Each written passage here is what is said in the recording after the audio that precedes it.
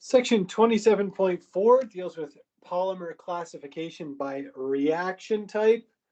So we're going to focus on a few different types of reactions to make addition polymers first. And addition polymers involve addition reactions involving pi bonds. And the types of addition polymers that we're going to look at are ones that are formed by cationic addition, anionic addition, and free radical addition. So we're going to start with free radical addition, which occurs through a chain reaction where we have a radical reacting with a monomer. Let's take a look at it. So the first step of the formation of an addition polymer by free radical addition is going to be the initiation reaction, right? So we're going to start out by taking our peroxide, which is a non-radical, and we subject that to heat, and that initiates the reaction. Why? Because we start with something that isn't a radical, and then we form a pair of radicals. Now, not all of the peroxide is going to break apart, but some of them will to form radicals. And then what's going to happen, the second part to an initiation in this radical addition to form a polymer, is that the radical is going to react with one of the monomers in order to produce a carbon radical, right? So we go from having the oxygen radical from the first step of the initiation, then it reacts with the monomer and we end up with a carbon radical. Now we're setting the stage for the propagation. And the propagation is going to be as such that that carbon radical is going to react with a unit of the monomer. We see that occurring right here. And what do we end up with? We end up with another carbon radical, and we've added another monomer unit to our molecule. So it's going to react with another unit of the monomer. And then we end up with a new carbon radical, and the process repeats. And we build up the polymer chain like this. Now, the termination is just like the types of termination reactions that we saw for any radical process that we examined in Chapter 10. And a termination reaction is one where two radicals come together to form something that is not a radical. Okay, you see it right here. It says each of these coupling reactions destroys radicals and is therefore an example of a termination step. Here you see the carbon radical reacting with another molecule of the radical formed in the initiation, or you could just have two carbon radicals coming together. Anything that you could draw that shows two radicals from the reaction coming together would count as a termination step. So there we go. So that's an addition polymer formed by free radical addition. So again, we've got initiation, propagation, and termination, just like we did in Chapter 10. However, I'd say that one of the bigger differences here is that the initiation involves two steps, right? We form the first radical, which has that unpaired electron on an oxygen, and that will react with one unit of the monomer to produce a carbon radical. And again, that sets the stage for the whole thing getting started. So there you go, free radical addition polymers. There we go. Well, let's move on from there, and let's talk about cationic polymerization. So it says here that monomers for addition reactions are derivatives of ethylene, and hopefully you noticed that even on the last slide when we were talking about the addition reaction that were formed via a radical addition reaction, that we always had some kind of derivative of ethylene. Well, when we're dealing with cationic polymerization, it's going to work best when the monomer contains an electron donating group, an EDG. We've got to have some kind of electron donating group. So what are examples of electron donating groups? Well, a methyl is electron donating via hyperconjugation. The oxygen of an ether would be electron donating, and you could even draw a resonance structure for this one. I'm not going to go through all that right now. And what if we had an amine? Okay, an amine would also be electron donating for the same reason, that we could draw curved arrows that show electron donation from that lone pair. So these are good examples of electron donating groups, and they promote cationic polymerization. Why would that be? The reason why is because what you're going to see is that we're going to form a cation with each one of these. And the electron donating group serves to stabilize that cation. So let me show you the mechanism right here. The mechanism is going to be initiated by an acid. It might be something like HCl, for example. So here we have HA, and the A represents the conjugate base of the acid. But anyhow, the initiation is simply a proton transfer, isn't it? Okay, our double bond behaves as a nucleophile. We do that proton transfer, and we end up producing a carbocationic intermediate. Well, that's going to be a very powerful electrophile, and what that means is if it's exposed to another unit of the monomer with that double bond, it's going to do another nucleophilic attack to produce a new carbocation, which is stabilized by our electron donating group, just like the first one was, and so on and so forth. So we're going to keep propagating the reaction by reaction with the carbocation as an electrophile, and the double bond in the monomer behaving as a nucleophile. Now, what would represent termination in cationic polymerization? Well, there's a couple of options. The first option that I think of is the last one, which is where if we have a nucleophile around, the nucleophile, if it's negatively charged, it would react with the carbocation, and that's going to put the kibosh to the whole thing, okay? Another option would be to treat it with a strong base, right? Because then you could do an elimination, or just a deprotonation, I guess, is not an elimination, sorry, I misspoke. But just do a deprotonation to produce a double bond. So again, the termination of the cationic polymerization could either be a nucleophilic attack, or it could just be a deprotonation. And you see it here that it's spelled out as a deprotonation. All right. Now, an acid that's most commonly used to promote this is actually a mixture of boron trifluoride and water. So it actually mentions this in our textbook, BF3 and water mixed together, and you end up, since the boron trifluoride is a Lewis acid, do I have room? I could write it out up here. You have the BF3, so let's write that out here. Again, that's a Lewis acid, and it's going to react with the water, which is a Lewis base. So you end up making something that looks like this. So where's my blue pen? There we go. So you have the boron with the 3 bonds to fluorine and your oxygen like this. So you have a positive charge here and a negative charge here.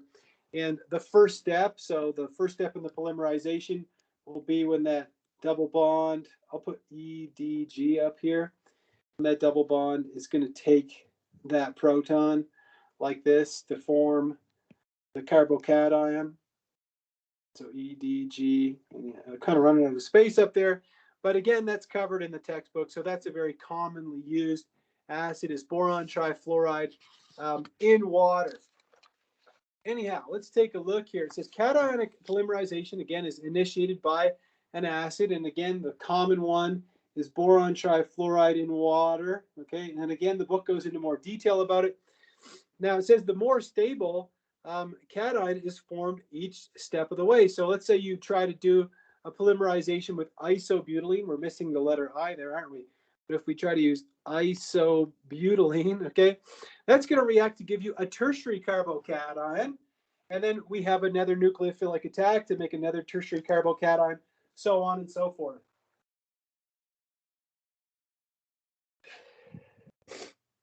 Now, in the case of isobutylene, the cationic polymerization works very well because you always end up with a tertiary carbocation, right? Here, here, here, so, and it would keep repeating. However, if you try to do cationic polymerization with a molecule like ethylene, it won't work. Why won't it work? Because you'd end up with a primary carbocation, which is not going to form. It's not going to happen. And so again, you've got to have a stable carbocation formed during each step. Well, that covers radical polymerization and cationic polymerization, which are both types of addition polymers. But there's one more that we're concerned about in this class, and that is anionic polymerization, which is another type of addition polymerization.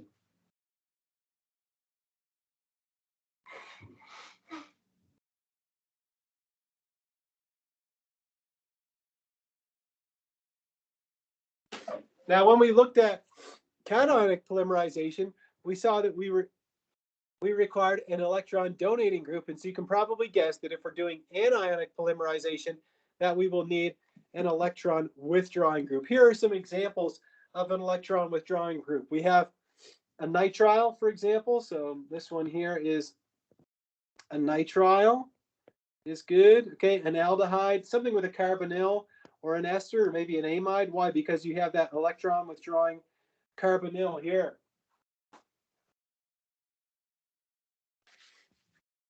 So let's take a look at the initiation of anionic polymerization. What's going to happen is you're going to take a carbon nucleophile like a butyl anion, which would come from something like butyllithium. So butyllithium, which is this. Okay, so there's your butyl anion that would react with your monomer to produce a carbanion. So again, in the case of cationic polymerization, we saw a cation, and now in anionic polymerization, we form an anion. And that is going to be stabilized by an electron withdrawing group. So it's going to pull electron density away from here, which serves to stabilize that negative charge.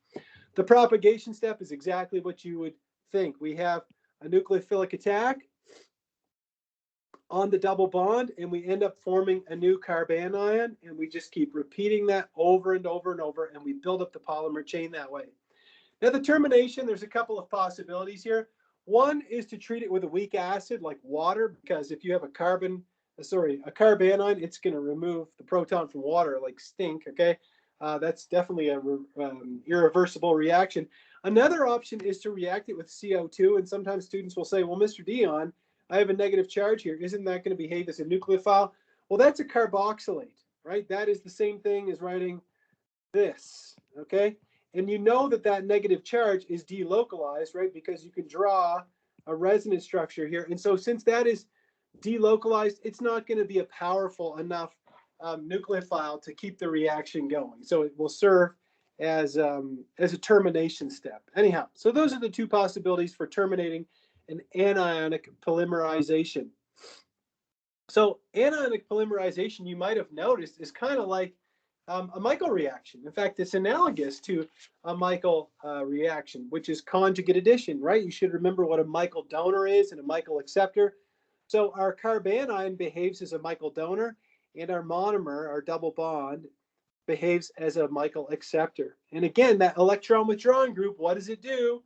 To show you one more time, what it does is it pulls electron density away from the carbanion, and it stabilizes it like that. That's all that's going on here. And so just by looking at a monomer or a polymer, and by investigating whether we have an electron donating group or an electron withdrawing group, we can make a hypothesis as to whether the polymer was formed via anionic polymerization or cationic polymerization. All right, let's move on from addition polymers. So now we're moving on to kind of a new section or a new part of section 27.4, and we're going to deal with what are called condensation polymers. Now, you know that after you study chemistry long enough that you realize that condensation does not always necessarily mean loss of water. Condensation in chemistry means loss of a small molecule. It might be carbon dioxide, it might be ammonia, it might be water. But the condensation polymer that we're going to start looking at is formed by the loss of water. And so you have to remember the Fissure esterification reaction. This is one that we went over the entire mechanism in gaudy detail earlier on in this class. And Fissure esterification is when we combine a carboxylic acid with an alcohol, catalytic amount of acid, we remove water using a special distillation technique, and we end up producing an ester. That's Fissure esterification. Now, how could I harness this reaction that I've already seen in detail in the carboxylic acids chapter? How could I take this specific reaction and make a polymer from it? Well, let's think about it. If we have two carboxyl groups on the same molecule, okay, take a look at this molecule right here, terephthalic acid, okay, over here on the far left. Well, we have two carboxyl groups on the aromatic ring. So that means that this molecule is available to do two Fissure esterifications with two alcohols. Now, what if I have another compound that has two hydroxyl groups on it, like ethylene glycol, just plain old antifreeze?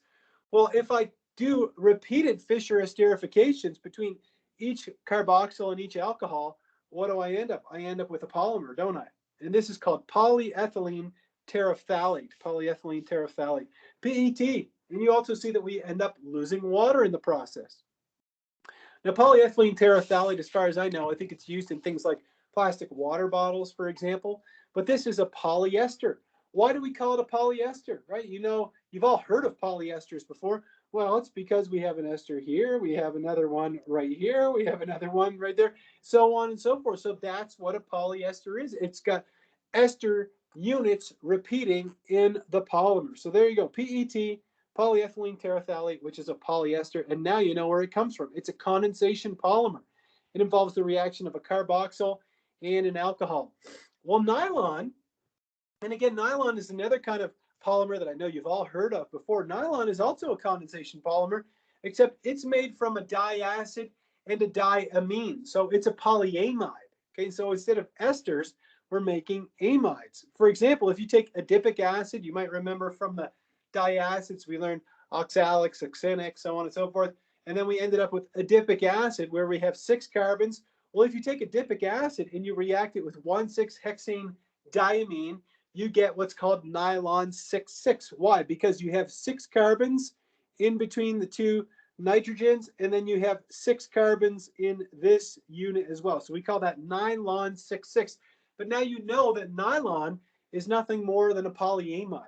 Okay, and there are other types of nylons. It doesn't always have to be nylon 6,6.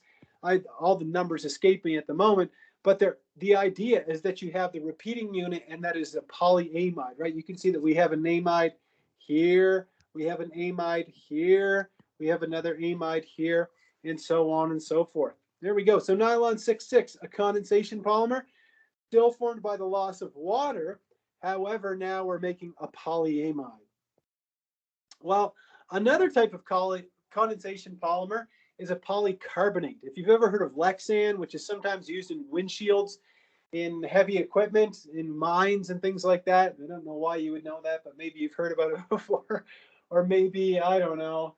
It's probably used in windshields and, armored vehicles and stuff. I don't know. But anyhow, Lexan is an example of a polycarbonate.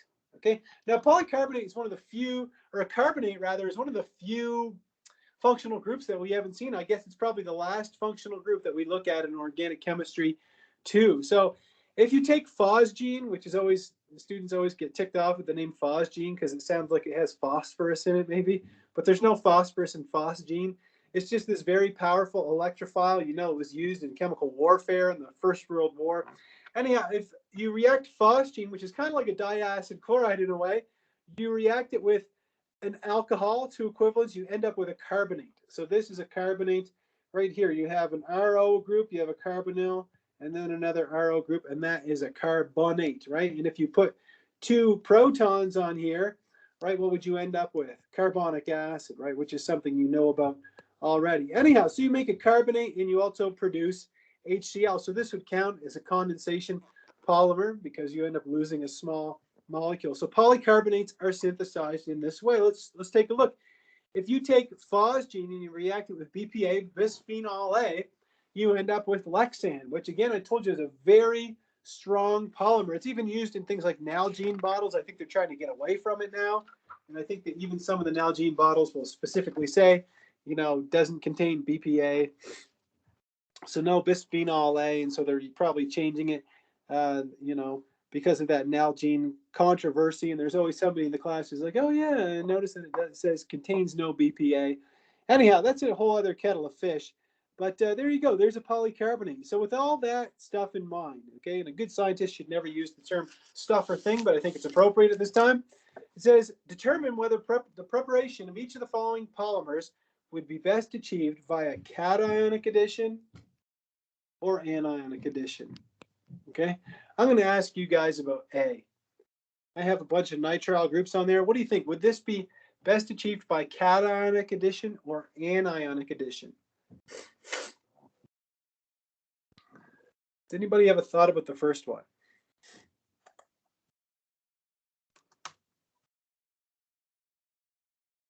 I say anionic addition because you've got an electron withdrawing group and you're all correct. Okay, I see that you guys wrote an answer now. So this is an electron withdrawing group. Therefore, the answer is going to be anionic addition. The next one, we have a methoxy. Could anybody make a guess about this one? Will this one be cationic or anionic addition? B.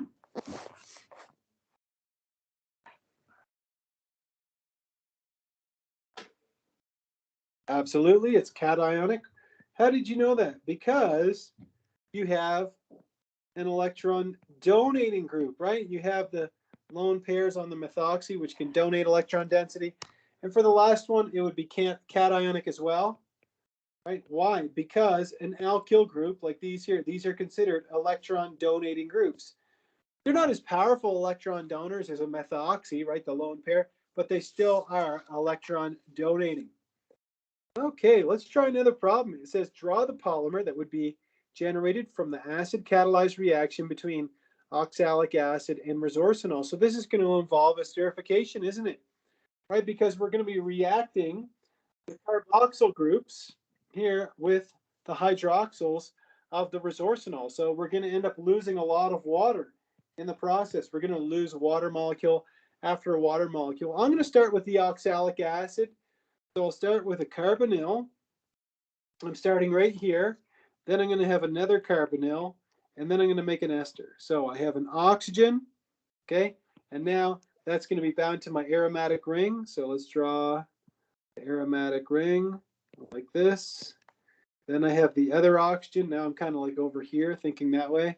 And now I'm going to draw another ester.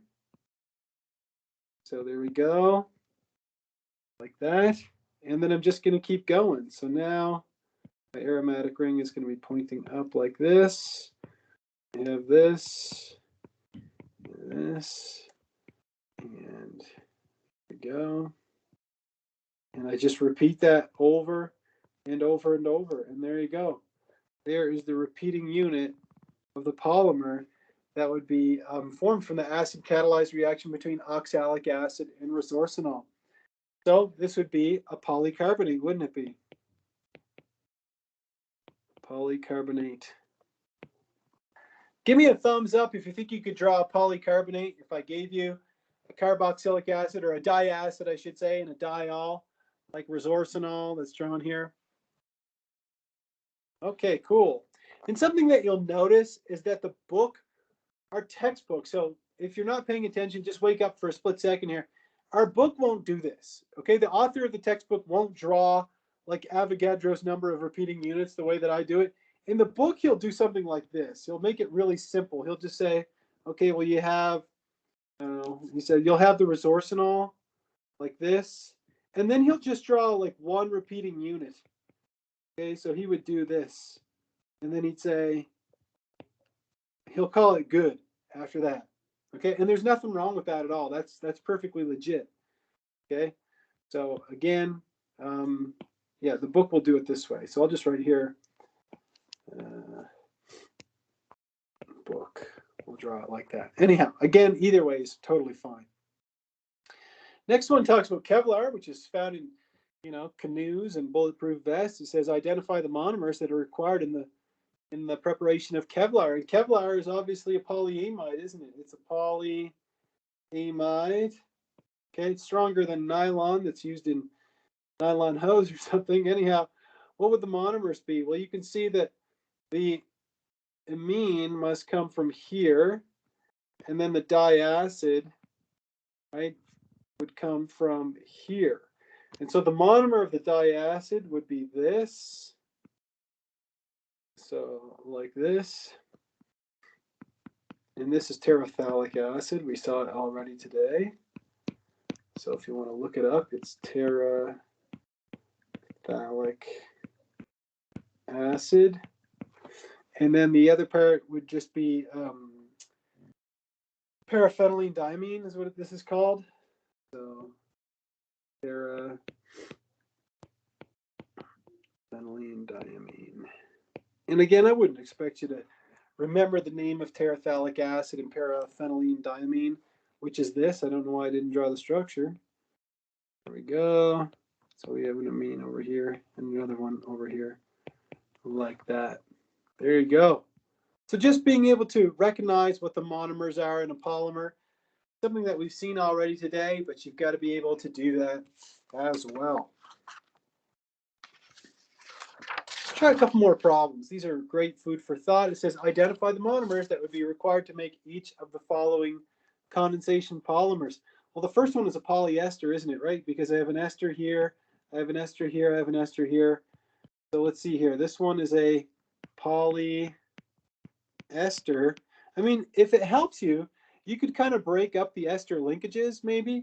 You could do this and this, right? Those are the ester bonds. You could break this one up, and then you could kind of see what's left over, right? You can see that you've got this, which is where your diacid would come from, which would be malonic acid.